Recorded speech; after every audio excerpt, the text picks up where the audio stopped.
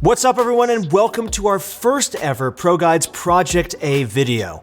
My name is Christoph and today we'll be covering everything we know so far about Riot Games' new shooter, Project A. We've been closely following the release of Project A and cannot wait to share everything we've learned with you guys. It's a lot of stuff to go through.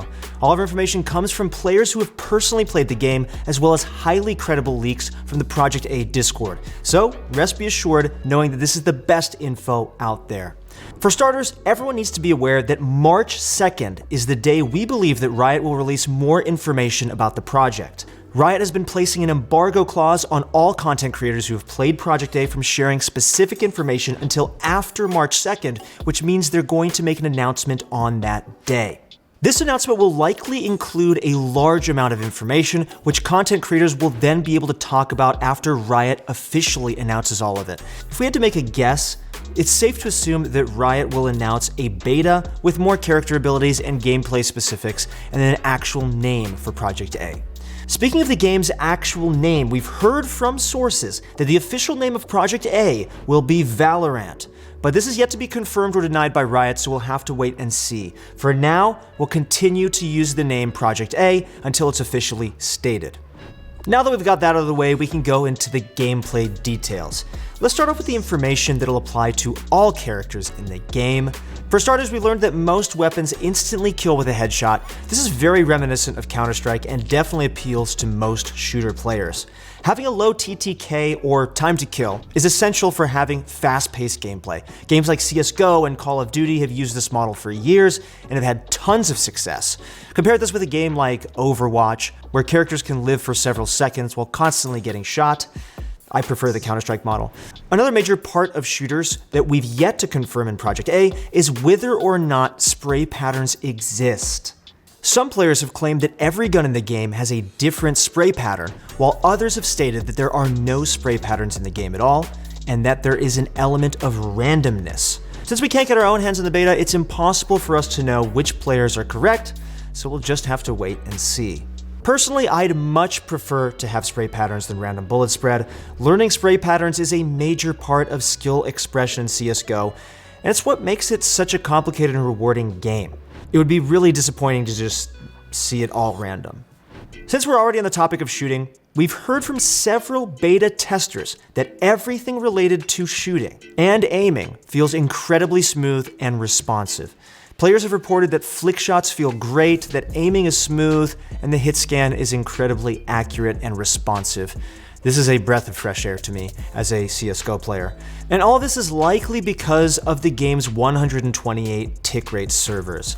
Because the tick rate is so high, players are constantly sending more information to the server, giving players an incredibly responsive experience. For reference, CSGO servers run at a 64 tick rate and Overwatch's run at 60, so Project A is already leaps and bounds ahead of the competition right out of the gate. However, do keep in mind that all the beta testers played on LAN, which means they're getting the best experience possible. LAN will always be different than online, but a strong net code with 128 tick rate servers will still be amazing for online play.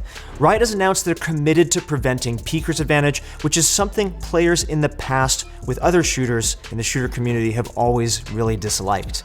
We've also learned other minor aiming details like jumping while shooting will make you less accurate. This is similar to CSGO, while aiming down sight makes you more accurate and gives you better spray patterns. And finally, the last bit of information we have here is that at the time of the beta, it was impossible to play on stretch resolution or to play with a left-handed view model. So if you're used to these things in Counter-Strike and rely on them when playing, you might have to switch it up for the Project A beta.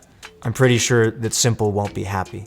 As for more general gameplay details, a lot of Project A's features are very reminiscent of CSGO. Friendly fire is enabled, so always keep in mind your allies' lines of sight. On top of that, you can also wallbang through certain materials and can tell what you can wallbang through based on different visual effects when the bullet impacts the material. The amount of damage these wallbangs deal will depend on the shooter's distance. Project A also has Aim Punch, just like CSGO. Aim Punch is a mechanic where getting shot slows your character down and interferes with your aim.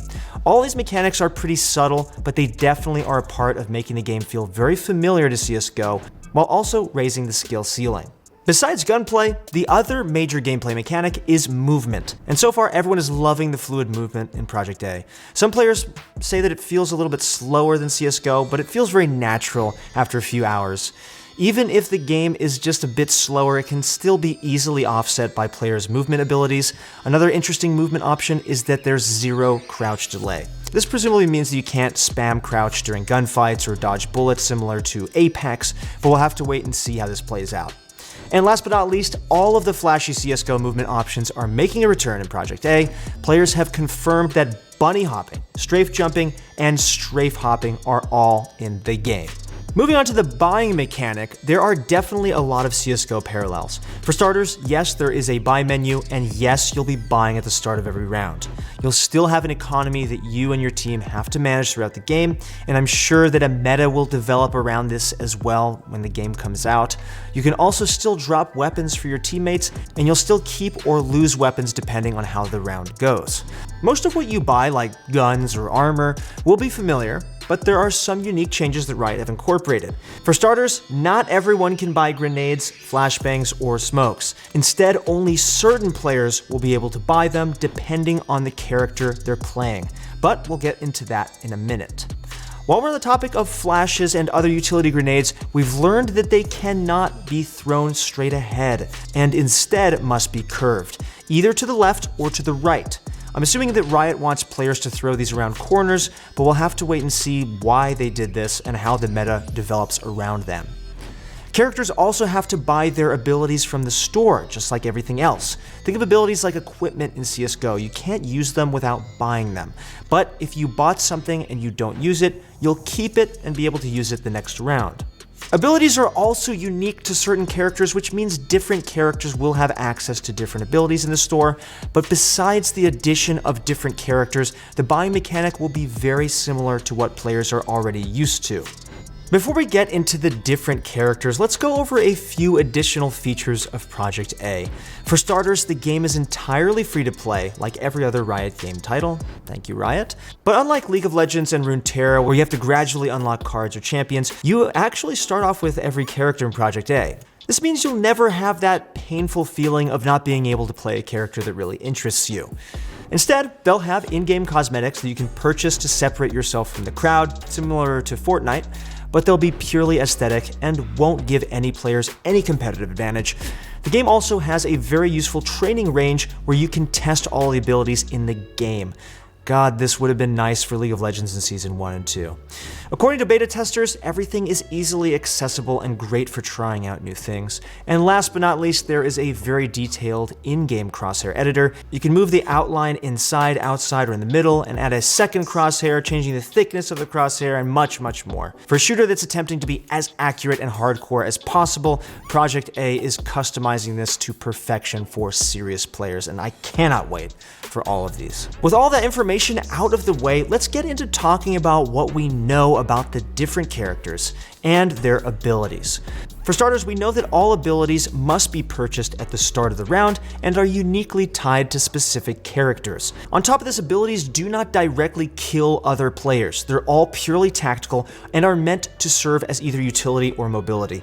Additionally, we know that there must be at least 5 existing characters in the game, since Project A is 5v5, although we've only seen abilities from 2 characters thus far. The following information comes from a content creator named WTCN, who released a video in Turkish discussing his experience with the beta. This video was translated on the Project A Discord and gives us a good insight into the character system so far.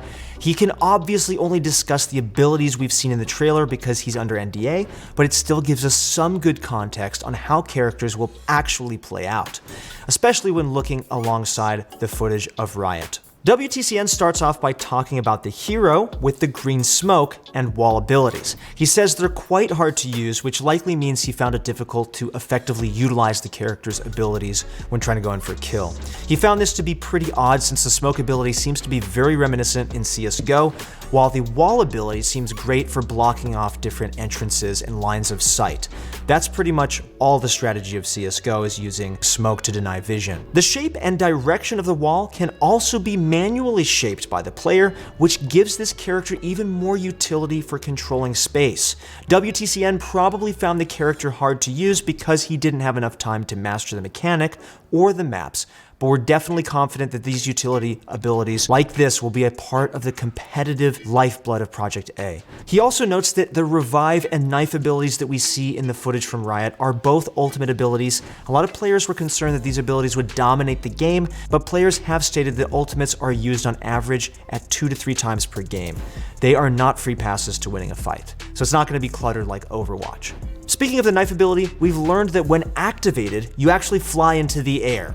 Stay in the air for a duration of the ultimate and continuously throw knives with no recoil, which is perfect when paired with the game's hit scan. Sounds crazy, doesn't sound like CSGO, sounds more like Overwatch, but it also sounds pretty fun. Moving on, WTCN also stated that fights can become a bit of a clown fiesta when there are so many different colored abilities going off, but we think that's more of an issue with people in the beta wanting to test everything out. I don't think that everyone's going to be using these abilities and spamming them all the time like they are in Overwatch. And even with the abilities making it a bit of a fiesta, Riot can increase the costs in the store to reduce the frequency of using these abilities just to balance it out. The last thing that WTCN said about abilities is that there is another character with a ground freezing ability that slows player movements.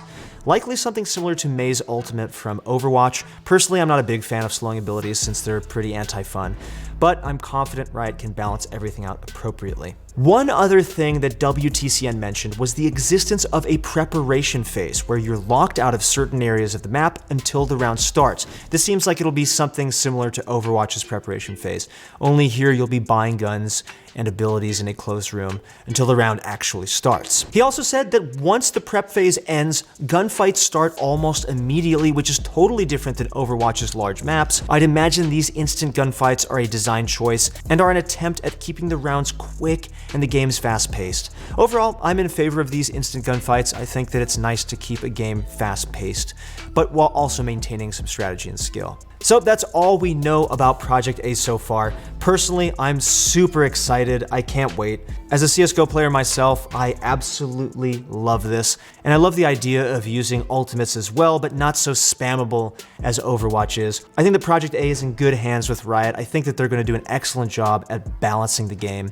I'm really excited for new characters to be coming out like they did with League of Legends. That was the one thing about Counter-Strike, is that there's not much updates, there's not much new content, so it can get very stale very soon. I think that having the mechanics of Counter-Strike, but also the fun and enjoyment of something like League of Legends or even a Fortnite is going to make this game an absolute success. If you guys want to be updated with everything about Project A, make sure to click the sub button. We're going to keep updating you guys every day with all great content, not only to get better at the game, but also with new news that's dropping. And if you guys are interested in League of Legends or any other game, make sure to check out ProGuides.com, where we have a bunch of coaches to help you out with any of the games that you enjoy.